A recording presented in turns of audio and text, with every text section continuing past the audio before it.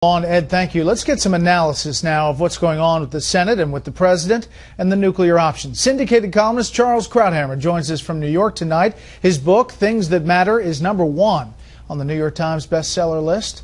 Hello, Charles. Your thoughts? Happy to be here.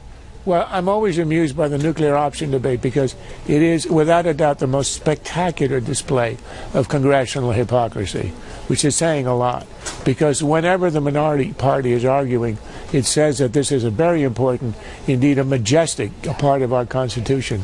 And as soon as the minority becomes a majority, like Harry Reid and the Democrats and Obama, all of a sudden it's a terrible instrument of obstruction. Look, as a matter of the means in which this was done, it was a rather low-down way. This is a fundamental change in the structure and the rules of the Senate, and done on strict party lines, which it should not be. Same way, incidentally, Obamacare, a major reform on party lines. That should not be. But on the substance of the change, I think the Democrats have stumbled upon the truth, as they do every decade or so. If you were not to know who's in power, I think it's a better idea for the president to have the ability to nominate his nominees, judicial and executive, without having to get a supermajority. And the other part of it, as a conservative, I would say, I am extremely happy that the Democrats are doing this. The prospects are very strong that the Democrats are going to lose the Senate next year, and there is an excellent chance of losing the White House. And the Democrats will absolutely rue the day, because they not only are going to allow a Republican majority, which will come one day anyway, to get its nominees through, but Chuck Grassley has said that when Republicans come into power, they're going to include Supreme Court nominees. And that would be a devastating blow to the liberals on the court and to the liberals in the country.